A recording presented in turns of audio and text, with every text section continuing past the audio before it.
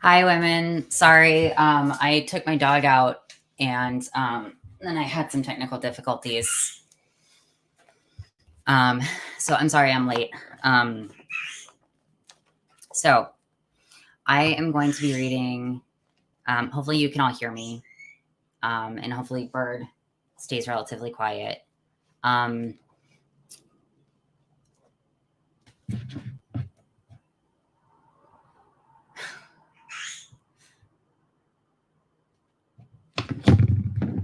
yeah, Wizard is never late, nor is she early. She arrives precisely when she means to. Um, okay, so I have to admit, like, I didn't realize my technical difficulties at first, so I already started reading, which is great because I jumbled up some words. So now I can pretend like I can pronounce everything just fine. So I'm going to be reading Women Who Run with the Wolves. This is by Clarissa Pinkola Estés, who has a Ph.D. It is Myths and Stories of the Wild Woman Archetype. And for those who don't know, in this book, it basically goes through fairy tales and folk tales and analyzes the various female archetypes in those stories. And yes, I know I'm late. And it kind of analyzes how those archetypes, for one, how those came to be in these cultural stories, but then it also analyzes what we can learn and take from these stories and bring into modern society and modern culture. Almost, Bird. I would love to run away with the wolves. Although I'm more of like a murder person. Like I want to go away with all the crows.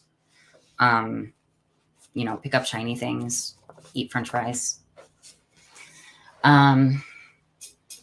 So, I will be reading Chapter 7, Joyous Body, the Wild Flesh. Hi, Julia. Yes, I'm alive. I'm just fucking everything up. All right. And just so everyone knows, yes, a murder person. So everyone's aware, I'm very self-conscious about reading because I watch so many of Benji's videos, and obviously she is just very smooth at reading because she's been doing it for ages. So my reading might be less smooth, and I will be taking more breaks than she usually does to like drink water and shit. So Joyous Body, the Wild Flesh. I've been taken with the way wolves hit their bodies together when they run and play. The old wolves in their way, the young ones in theirs, the skinny ones, the fat ones, the long-legged, the lop-tailed, the floppy-eared, the ones whose broken limbs healed crookedly. They all have their own body configurations and strengths, their own beauty. They live and play according to what and who and how they are. They do not try to be what they are not. Up in the Northlands, I watched one old wolf who had only 3 legs. She was the only one who could fit through a crevasse where blueberries were branching. I once saw a gray wolf crouch and leap in such a flash it left the image of a silver arc in the air for a second afterward. I remember a delicate one, a new mother, still fulsome in the belly, picking her way through the pool moss with the grace of a dancer. Yet despite their beauty and ability to stay strong, wolves are sometimes talked about in this way. Quote, "Ah, you are too hungry. Your teeth are too sharp. Your appetite's too interested." Quote. Like wolves, women are sometimes discussed as though only a certain temperament, only a certain restrained appetite is acceptable. And too often, added to that, is an attribution of moral goodness or badness according to whether a woman's size, height, gait, and shape conform to a singular or exclusionary ideal. When women are relegated to moods, mannerisms, and contours that conform to a single ideal of beauty and behavior, they are captured in both body and soul and are no longer free. In the instinctive psyche, the body is considered a censor, an informational network, a messenger with myriad communication systems, cardiovascular, respiratory, skeletal, autonomic, as well as emotive and intuitive. In the imaginal world, the body is a powerful vehicle, a spirit who lives with us, a prayer of life in its own right. In fairy tales, as personified by magical objects that have superhuman qualities and abilities, the body is considered to have two sets of ears, one for hearing in the mundane world, the other for hearing the soul. Two sets of eyes, one set for regular vision, another for far seeing. Two kinds of strength, the strength of the muscles and the invincible strength of the soul. The list of twos about the body goes on.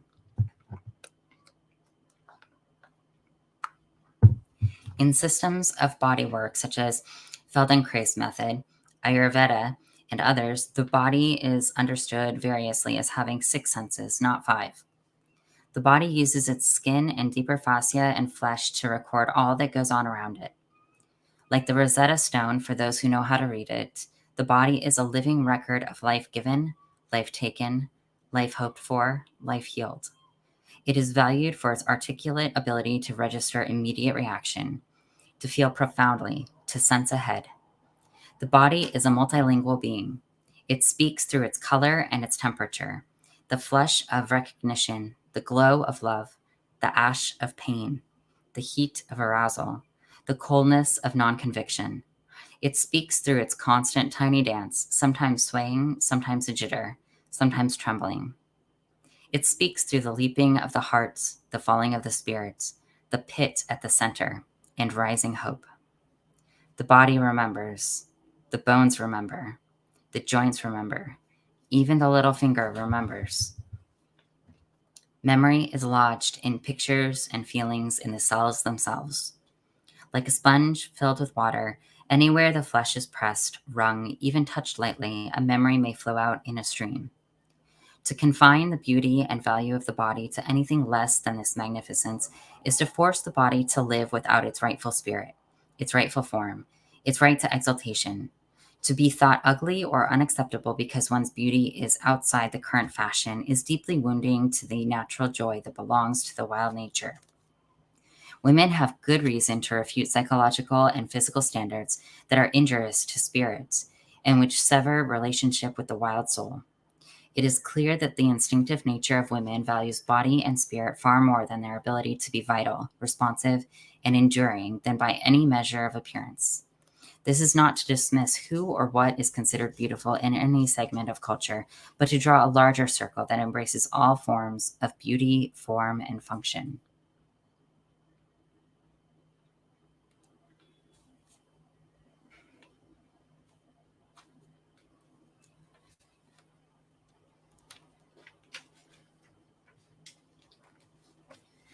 Body talk. A friend and I once performed a tandem storytelling called Body Talk about discovering the ancestral blessings of our kith and kin. Apalenga is an African-American griot, and she is very tall, like a yew tree, and as slender. I am una mexicana, and am built close to the ground and of extravagant body.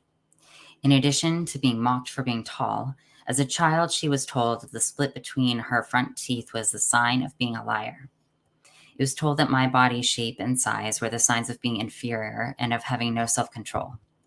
In this concurrent telling about body, we spoke of the slings and arrows we received throughout our lives because, according to the great, quote, they, quote, our bodies were too much of this and not enough of that. In our telling, we sang a mourning song of the bodies we were not allowed to enjoy. We rocked, we danced, we looked at each other. We were each thinking the other is so mysterious looking in such a beautiful way. How could anyone have thought otherwise?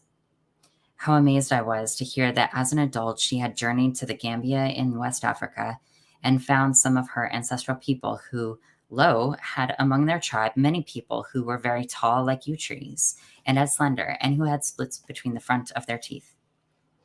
This split, they explained to her, was called Sakaya Yala, meaning opening of God, and it was understood as a sign of wisdom. How surprised she was when I told her that as an adult, I had journeyed to the Isthmus of Tehuantepec in Mexico and found some of my ancestral people, who, lo, were a tribe with giant women who were strong, flirtatious, and commanding in their size. They had patted me and plucked at me, boldly remarking that I was not quite fat enough. Did I eat enough? Had I been ill? I must try harder, they explained, for women are Latina, made round like the earth herself, for the earth holds so much. So in the performance, as in our lives, our personal stories, which began as experiences both oppressive and depressive, end with joy and a strong sense of self. Apalenga understands that her height is her beauty, her smile one of wisdom, and that the voice of God is always close to her lips. I understand my body is not separate from the land, that my feet are made to hold my ground, my body a vessel made to carry much. We learn from powerful people outside our own United States culture to revalue the body, to refute ideas and language that would revile the mysterious body or that would ignore the female body as an instrument of knowing. To take much pleasure in a world filled with many kinds of beauty is a joy in life to which all women are entitled. To support only one kind of beauty is to be somehow unobservant of nature. There cannot be only one kind of songbird, only one kind of pine tree, only one kind of wolf. There cannot be one kind of baby, one kind of man, one kind of woman. There cannot be one kind of breast, one kind of waist, one kind of skin. My experiences with women of size in Mexico caused me to question the entire set of analytic premises about women's various sizes and shapes, and especially weights. One old psychological premise in particular seemed grotesquely erroneous. The idea that all women of size are hungry for something that, quote, inside them is a thin person screaming to get out, quote. When I suggested this, quote, screaming thin woman, quote, metaphor to one of the majestic Tehuana tribeswomen, she peered at me somewhat alarmed. Did I mean, quote, possession by an evil spirit? Who would have put such an evil thing inside a woman? Quote, she asked. It was beyond her comprehension that a woman would be considered by healers or anyone else to have a screaming woman within because she was naturally big. While compulsive and destructive eating disorders that distort body size and body image are real and tragic, they are not the norm for most women. Women who are big or small, wide or narrow, short or tall, are most likely to be so simply because they inherited the body configuration of their kin. If not their immediate kin, then those a generation or two back. To malign or judge a woman's inherited physicality is to make generation after generation of anxious and neurotic women. To make destructive and exclusionary judgments about a woman's inherited form robs her of several critical and precious psychological and spiritual treasures. It robs her of pride in the body type that was given to her by her own ancestral lines. If she is taught to revile this body inheritance, she is immediately slashed away from her female body identity with the rest of the family. If she is taught to hate her own body, how can she love her mother's body that has the same configuration as hers? Her grandmother's body, the bodies of her daughters as well. How can she love the bodies of other women and men close to her who have inherited the body shapes and configurations of their ancestors? To attack a woman thusly destroys her rightful pride of affiliation with her own people and robs her of the natural lilt she feels in her body, no matter what height, size, shape she is. In essence, the attack on women's bodies is a far-reaching attack on the ones who have gone before her, as well as the ones who will come after her.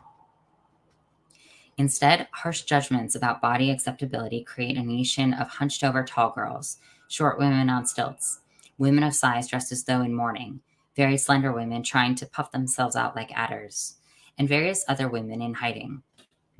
Destroying a woman's instinctive affiliation with her natural body cheats her of confidence. It causes her to perseverate about whether she is a good person or not, and bases her self-worth on how she looks instead of who she is. It pressures her to use up her energy worrying about how much food she consumes or the readings on the scale and tape measure. It keeps her preoccupied, colors everything she does, plans, and anticipates. It is unthinkable in the instinctive world that a woman should live preoccupied by appearance this way. It makes utter sense to stay healthy and strong, to be as nourishing to the body as possible. Yet I would have to agree there is, in many women, a hungry one side. But rather than hungry to be a certain size, shape, or height, Rather than hungry to fit the stereotype, women are hungry for basic regard from the culture surrounding them.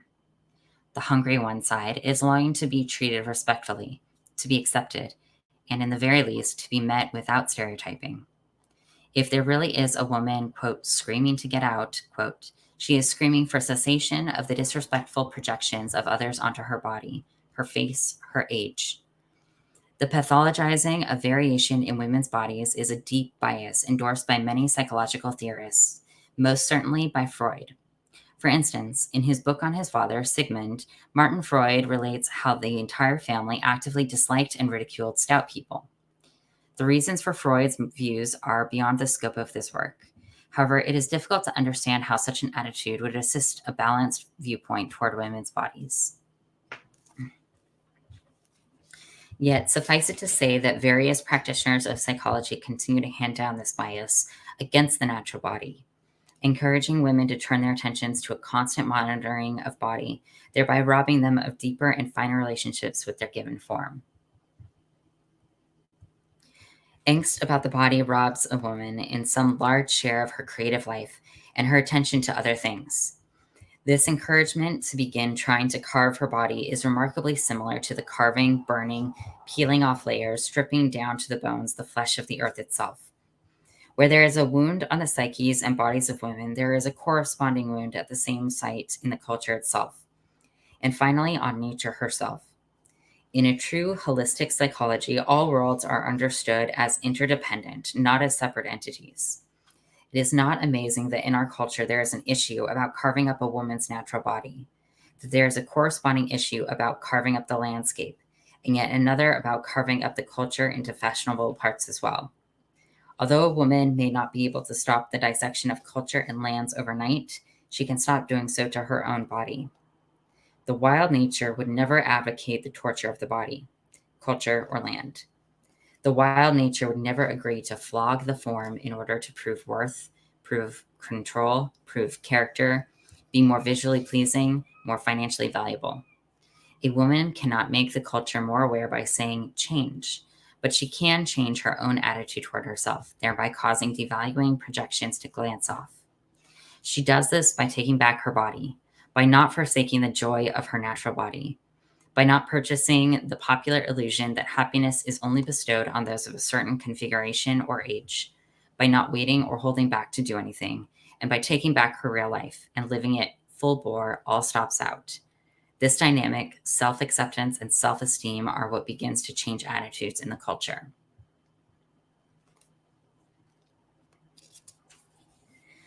The body in fairy tales. There are many mythos and fairy tales that describe the frailties and the wilderness of the body. There is Greek Hephaestus, the lame worker of precious metals, the Mexican Hathor, the double-bodied one, Venus born of the sea, the littlest tailor who is ugly but could create new life, the women of Giant Mountain who are courted for their strength, Thumbelina who is able to travel about magically, and many more. In fairy tales, certain magic objects have transportative and sensory abilities that are apt metaphors for body, such as magic leaf, magic carpet, cloud. Sometimes cloaks, shoes, shields, hats, and helmets give the power of invisibility, superior strength, far vision, and so forth.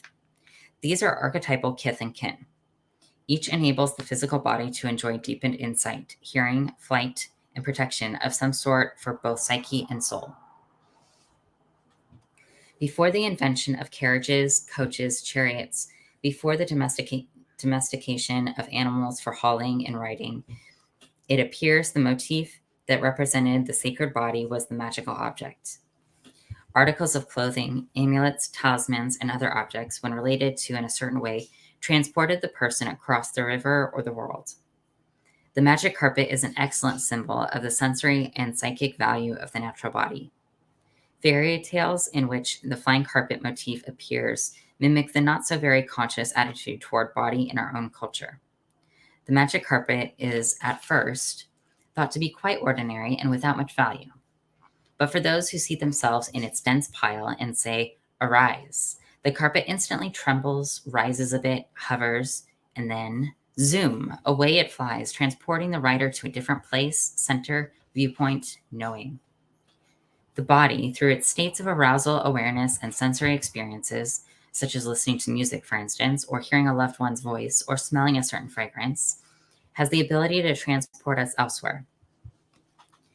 In fairy tales, as in mythos, the carpet signifies a form of locomotion, but of a certain kind, the kind that enables us to see into the world and into the underlife as well. In the Middle Eastern stories, it is the vehicle for spirit flight of the shamans. The body is no dumb thing from which we struggle to free ourselves.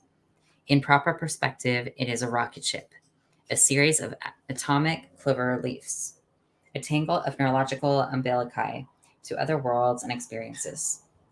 In addition to the magic carpet, there are other symbols for the body. One story in particular illustrates three. This tale was given to me by Fada Kelly. It is called simply The Tale of the Magic Carpet. In it, a sultan sends three brothers to search for, quote, the finest object on earth, quote. Whichever brother is deemed to have found the ultimate treasure will win an entire kingdom. One brother searches and brings back an ivory wand through which one can see into whatever one wishes. One brother brings back an apple whose smell can cure any affliction. The third brother brings back a magic carpet that can transport a person anywhere simply by his thinking of the place. Quote, so which is the greater? Quote, asked the sultan. Quote, the ability to see far, the ability to heal and recover, or the ability for spirit flight, end quote. By turn, each brother glorifies the object he has found. Yet the sultan finally waves his hand and proclaims, quote, none of these is greater than the other, for without one, the others would be of no use, quote. And the kingdom is given in equal shares to each brother. Embedded in this tale are potent images that allow us to imagine what a true aliveness of body really is. This tale, and others like it, describe the fabulous powers of intuition, insight, sensory healing, and the rapture hidden in the body. We tend to think of body as this other that does its thing somewhat without us, and that if we treat it right, it will make us feel good. Many people treat their bodies as if the body is a slave, or perhaps they even treat it well, but demand it follow their wishes and whims as though it were a slave nonetheless. Some say the soul informs the body. But what if we were to imagine for a moment that the body informs the soul, helps it adapt to mundane life, parses, translates, gives the blank page, the ink, and the pen with which the soul can write upon our lives? Suppose, as in fairy tales of the shape changers, the body is a god in its own right, a teacher, a mentor, a certified guide. Then what? Is it wise to spend a lifetime chastising this teacher who has so much to give and teach? Do we wish to spend a lifetime allowing others to detract from our bodies, judge them, find them wanting? Are we strong enough to refute the party line and listen deep, listen true to the body as a powerful and holy being? The idea in our culture of body solely as sculpture is wrong. Body is not marble. Body is not its purpose. Its purpose is to protect, contain, support, and fire the spirit and soul within it, to be a repository for memory, to fill us with feeling. That is the supreme psychic nourishment. It is to lift us and propel us, to fill us with the feeling, to prove that we exist, that we are here, to give us grounding, heft weight. It is wrong to think of it as a place we leave in order to soar to the spirit. The body is the launcher of those experiences. Without body, there would be no sensations. Sensations of crossing thresholds. There would be no sense of lifting, no sense of height, weightlessness. All that comes from the body is the rocket launcher. In its nose capsule, the soul looks out the window into the mysterious starry night and is dazzled.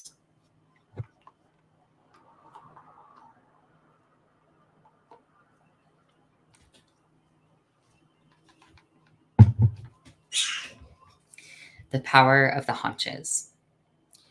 What constitutes a healthy body in the instinctual world?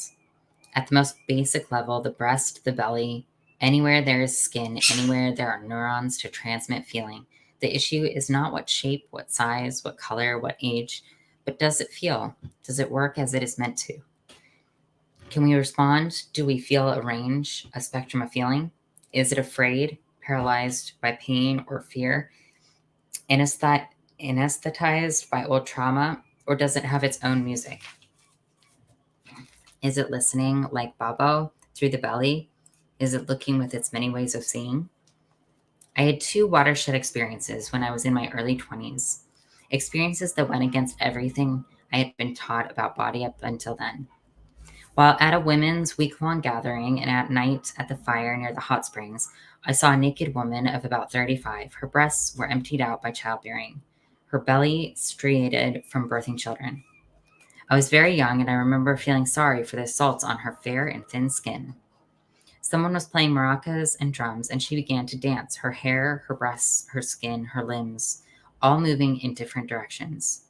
How beautiful she was. How vital. Her grace was heartbreaking.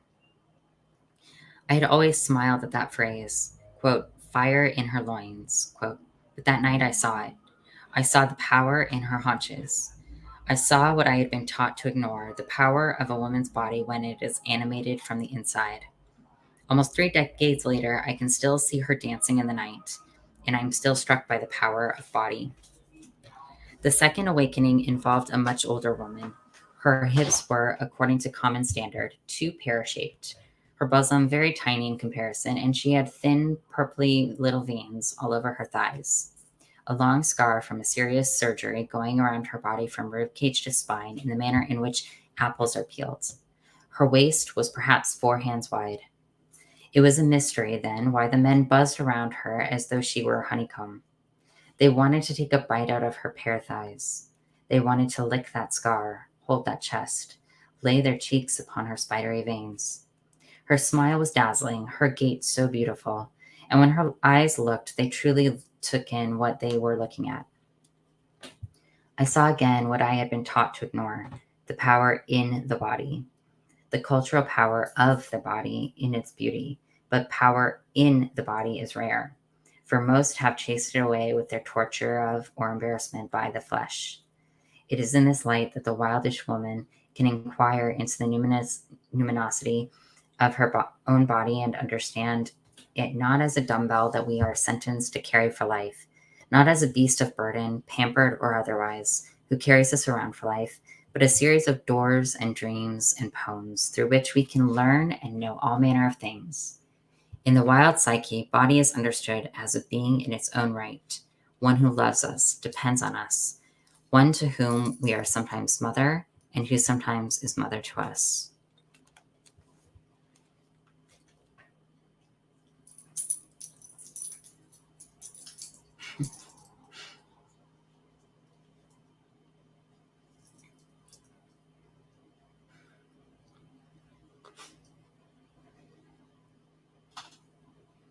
Sorry, just reading the comments. Yeah, crows can be picky little fucks. They'll take bribes though, and it helps if you try to be friends with them during their what do you call it? The season where their youth are like just starting to fly. Fledgling season, because their fledglings are like so vulnerable that if you put food out and like make water readily available, not just for the fledglings but for the parents who are like bringing the fledglings, all those things, it shows that like you're being respectful of their space and the growing process that the fledgling has to take, but that you're also taking the time and care to offer them food and stuff. Yes, this is the turf axe. I got it at the festival. Actually, Benji bought it for me because I was depressed and I needed something shiny. Giving them gold is a good idea. Also bells are nice. What I did was really like inexpensive option is you just take like pipe cleaners, you put a bunch of plain Cheerios on there. I mean, I guess you can do honey, but it's usually like fake, honey flavoring, and that's not good for them. So I do like whole wheat Cheerios, and then put like lace some like jingle bells on there, and then like little pieces of tinfoil on it, and then just like hang it in the trees.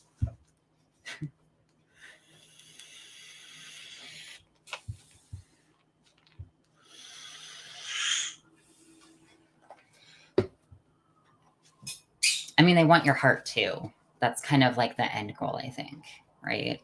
Like they want the shiny things and the food first to know they can trust you. And then once they can trust you, they're going to steal your heart.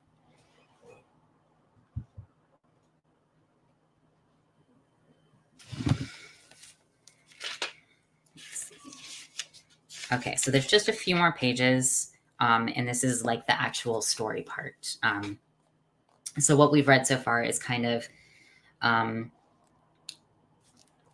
Clarissa Estés' observations of how the culture, especially like United States culture, perceives the female body, right? And this is something that we all have like a deep insight into. But I think it's something, there's something that she points out that's really insightful in that when a woman internalizes this separation from her body, she is also internalizing a separation from, sorry, jingle of dog. She is also internalizing separation from the women who came before her and the women who will come after her. Like I thought about that while I was reading it, that like my sister and I both have dealt with disordered eating, and my mother also dealt with disordered eating, and her mother dealt with disordered eating. So it's, I wouldn't say it's necessarily inherited exactly, but it's like a psychological, almost like a psychological trauma that's passed down from generation to generation. And I think like as it gets passed down more and more, it loses its kind of noticeability, so that we're just sort of like gravitating towards this negative perception of ourselves instinctively because we're surrounded by other women who also view their bodies in a negative light. And when that's all that you're around, you are perpetuating that. So then when you go on to, have daughters or be around, female friends or children, then you're going to perpetuate that also out into the world. Anyway, just kind of restating what was stated in the chapter so far, but I just thought that was like a really powerful insight that she made. Okay. La Mariposa, Butterfly Woman. To tell you about the power of the body in another way, I have to tell you a story, a true, rather long story. For years, tourists have thundered across the great American desert, hurrying through the, quote, spiritual circuit, quote, Monument Valley, Chaco Canyon, Mesa Verde, Kayenta, Keams Canyon, Painted Desert, and Canyon de Chelly. They peer up the pelvis of the Mother Grand Canyon, shake their heads, shrug their shoulders, and hurry home, only to again come charging across the desert the next summer, looking some more, watching some more. Underneath it all is the same hunger for numinous experience that humans have had since the beginning of time. But sometimes this hunger is exacerbated, for many people have lost their ancestors. They often do not know the names of those beyond their grandparents. They have lost, in particular, the family stories. Spiritually, this situation causes sorrow and hunger. So many are trying to recreate something important for soul's sake. For years, tourists have come also to Pia, a big dusty mesa in the middle of, quote, nowhere, quote, New Mexico. Here, the Anasazi, the ancient ones, once called to each other across the mesas. A prehistoric sea, it is said, carved thousands of grinning, leering, and moaning mouths and eyes into the rock walls there. The Daina, Navajo, Jicarilla, Apache, Southern Ute, Hopi, Zuni, Santa Clara, Santo Domingo, Laguna, Piqueres, Tasuk, all these desert tribes come together here.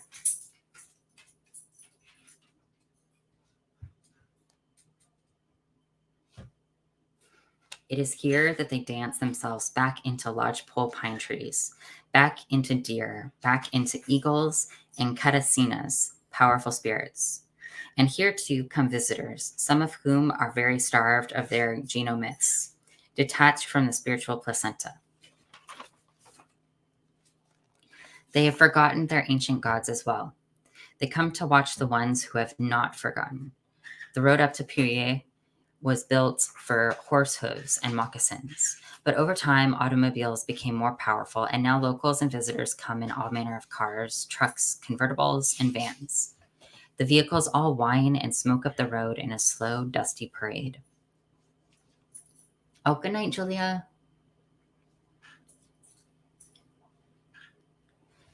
Everyone parks Trocomochi willy-nilly on the lumpy hillocks. By noon, the edge of the mesa looks like a 1,000-car pileup. Some people park next to the 6-foot-tall hollyhocks, thinking they will just knock over the plants to get out of their cars. But the 100-year-old hollyhocks are like old iron women. Those who park next to them are trapped in their cars. The sun turns into a fiery furnace by midday. Everyone trudges in hot shoes, burdened with an umbrella in case it rains. It will. An aluminum folding chair in case they tire. They will. And if they are visitors, perhaps a camera, if they're allowed, and pods of film cans hanging around their necks like garlic wreaths. Visitors come with all manner of expectations, from the sacred to the profane. They come to see something that not everyone will be able to see. One of the wildest of the wild, a living Newman, La Mariposa, the butterfly woman. The last event of the day is the butterfly dance. Everyone anticipates with great delight this one-person dance. It is danced by a woman, and oh, what a woman. As the sun begins to set, here comes an old man, resplendent in 40 pounds of formal dress turquoise. With the loudspeaker squawking like a chicken spying a hawk, he whispers into the 1930s chrome microphone. Quote, and our next dance is gonna be the butterfly dance. Quote, he limps away on the cuffs of his jeans. Unlike a ballet recital where the act is announced, the curtains part and the dancers wobble out. Here at Puye, as at other tribal dances, the announcement of the dance may precede the dancer's appearance by anywhere from 20 minutes to forever. Where is the dancer? Tidying up the camper, perhaps. Air temperatures over 100 degrees are so common. So last-minute repairs to sweat-streaked body paint are needed. If a dance belt, which belonged to the dancer's grandfather, breaks on the way to the arena, the dancer would not appear at all, for the spirit of the belt would need to rest. Dancers delay because a good song is playing on, quote, Tony Lujan's Indian Hour, quote, on Radio Taos, KKIT, after Kit Carson.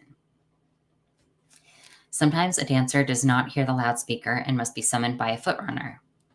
And then always, of course, the dancer must speak to all relatives on the way to the arena, and most certainly stop to allow the little nephews and nieces a good look. How odd the little children are to see a towering Katsina spirit who looks suspiciously, a little at least, like Uncle Tomas, or a corn dancer who seems to strongly resemble Aunt Yazi. Lastly, there is the ubiquitous possibility that the dancer is still out on the Tesuque Highway, legs dangling out the maw of a pickup truck while the muffler smudges the air black from a mile downwind.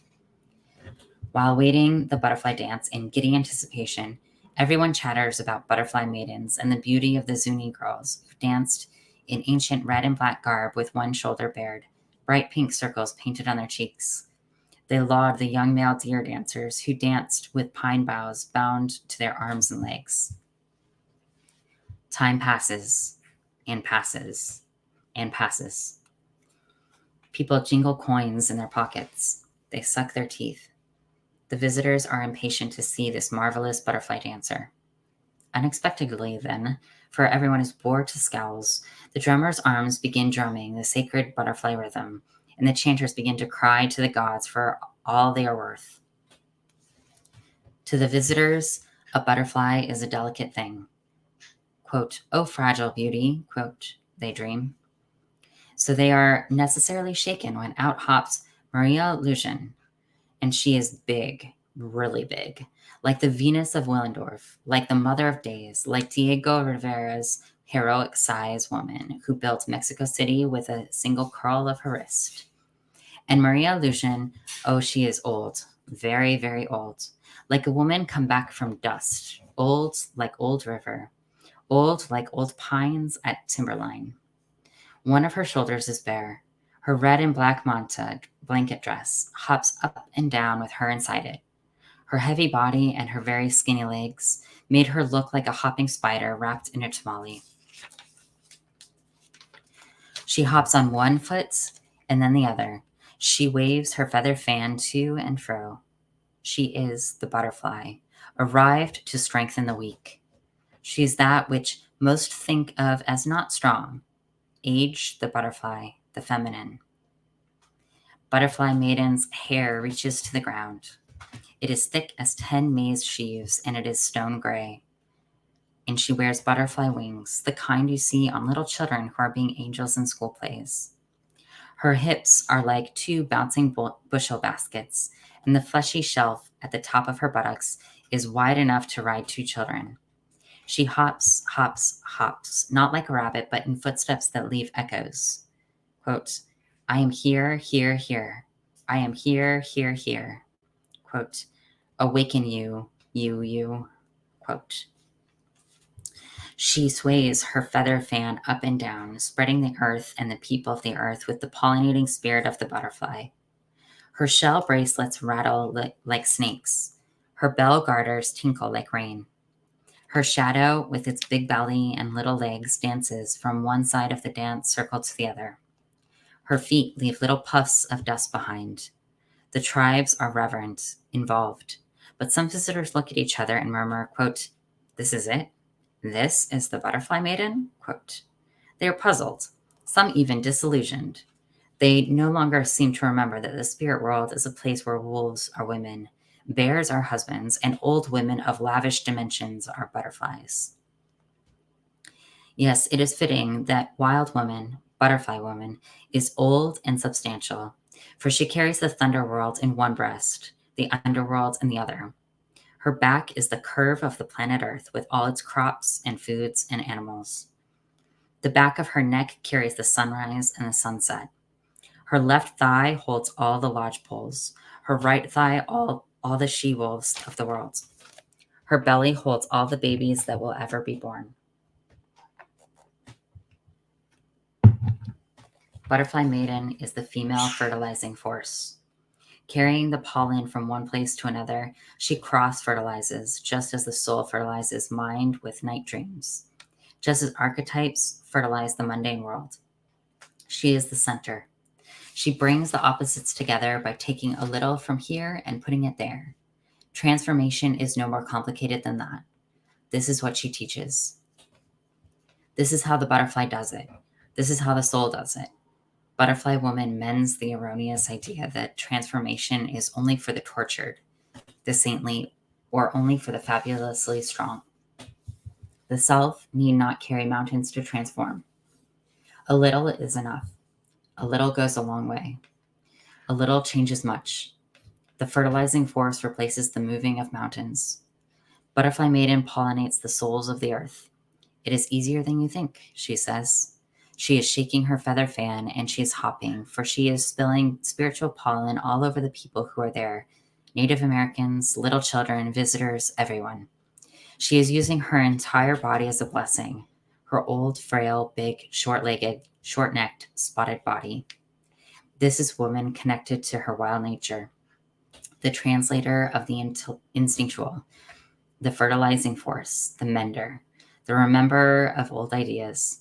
She is la voz mythologica. She is Wild Woman personified. The butterfly dancer must be old because she represents the soul that is old. She is wide of thigh and broad of rump because she carries much. Her gray hair certifies that she need no longer observe taboos about touching others. She is allowed to touch everyone. Boys, babies, men, women, girls, children, the old, the ill, and the dead. The butterfly woman can touch everyone. It is her privilege to touch all at last. This is her power. Hers is the body of La Mariposa, the butterfly.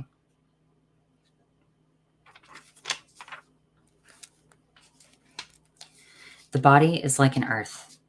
It is a land unto itself.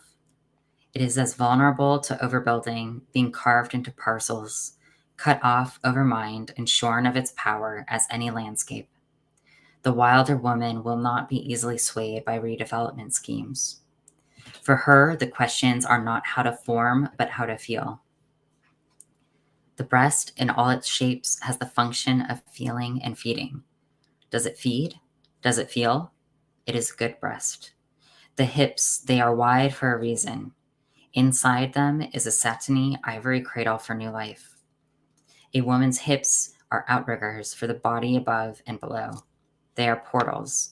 They are a lush cushion, the handholds for love, a place for children to hide behind. The legs, they are meant to take us, sometimes to propel us. They are the pulleys that help us lift. They are the anillo, the ring for encircling a lover. They cannot be to this or to that. They are what they are. There is no, quote, supposed to be, quote, in bodies. The question is not size or shape or years of age, or even having two of everything, for some do not. But the wild issue is, does this body feel? Does it have right connection to pleasure, to heart, to soul, to the wild? Does it have happiness, joy? Can it in its own way move, dance, jiggle, sway, thrust?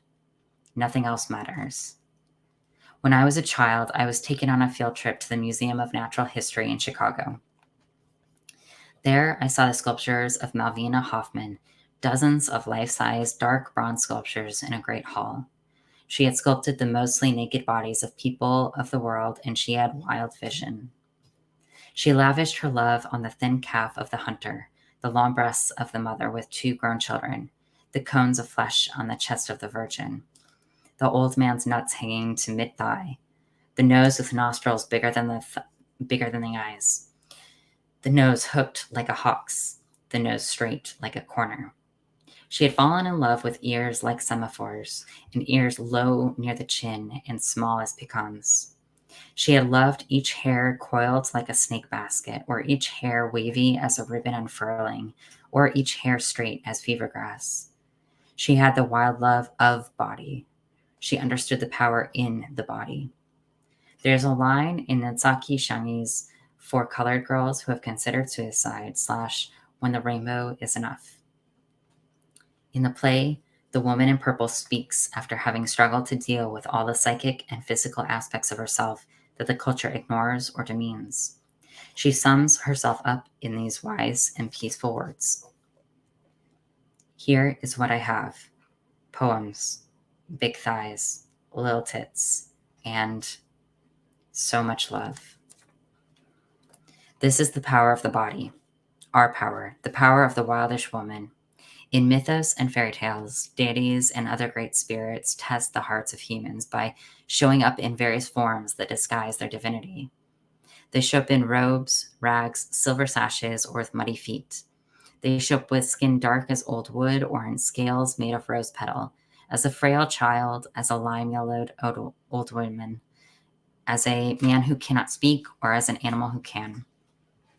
The great powers are testing to see if humans have yet learned to recognize the greatness of soul in all its varying forms. Wild Woman shows up in many sizes, shapes, colors, and conditions. Stay awake so you can recognize the wild soul in all its many guises. Okay, so because of my errors, I don't have time to read the other portion that I was going to read, because the other portion that I was going to read is rather long. So I will try to do that this weekend, though. Yeah, I'm not sure if there's going to be a sister space on Saturday or not, because I don't know if Benji's off doing things or if she's got work or what she's doing. So I have to double check with her. I will try to update in the Discord, and hopefully she will update like with a comment on her YouTube channel if we're doing sister space. But I will continue reading this weekend, and after that, oh, thank you. Yeah, I'm not, like I said, I'm like still kind of self-conscious about reading like for everyone, but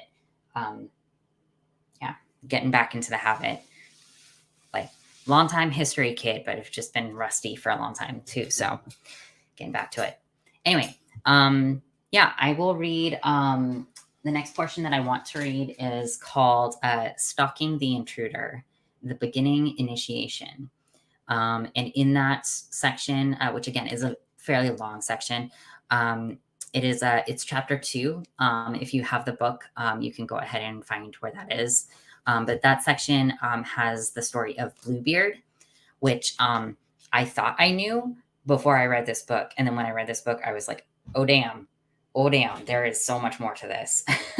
So I think it's a very powerful story. And the analysis is just chef's kiss. It's amazing.